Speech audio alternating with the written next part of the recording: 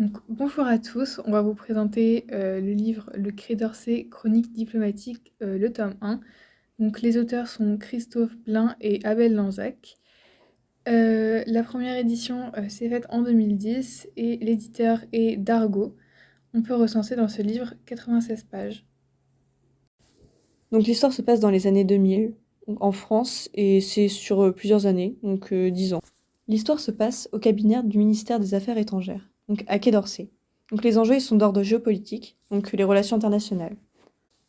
Le quotidien est toujours sous tension, c'est en perpétuelle immédiateté. Donc la bande dessinée a été écrite avec un but humoristique, pour décrire ce quotidien assez exceptionnel.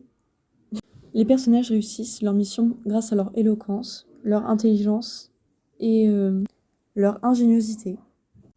Ce livre a été écrit pour montrer l'envers du décor du Quai d'Orsay.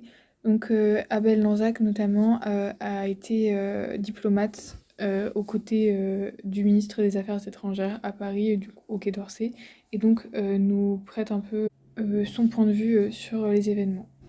Je vous suggérerais de lire ce livre si vous êtes intéressé par la politique étrangère, ou alors tout simplement si vous aimez rire en fait. Surtout si vous aimez rire des politiques un peu pompeux.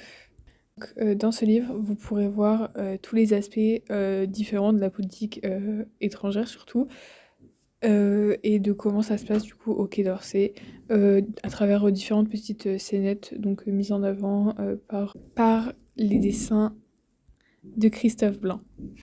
Donc nous allons vous présenter une petite scène un peu plus précise. Nous avons choisi donc de vous présenter la scène du bas de la page 5 du chapitre 1. Donc, dans cette scène, on peut voir la première rencontre entre le ministre Alexandre Taillard de Worms et de Arthur Valmic, donc le personnage principal. Donc leur première rencontre, donc c'est un entretien pour que Arthur devienne celui qui écrit les discours du ministre. Cette scène est assez humoristique car on voit bien que Arthur a très peur du ministre de par la police d'écriture. Et le ministre, lui, a très peu l'air de s'en soucier et veut que Arthur commence déjà à travailler en lui présentant un livre de Mao. Je vous conseille de lire ce livre, il est très enrichissant et plaisant à lire. Il permet de comprendre les mécanismes de la sphère politique. Il utilise un humour avec des dessins vifs et réalistes qui rendent le scénario captivant.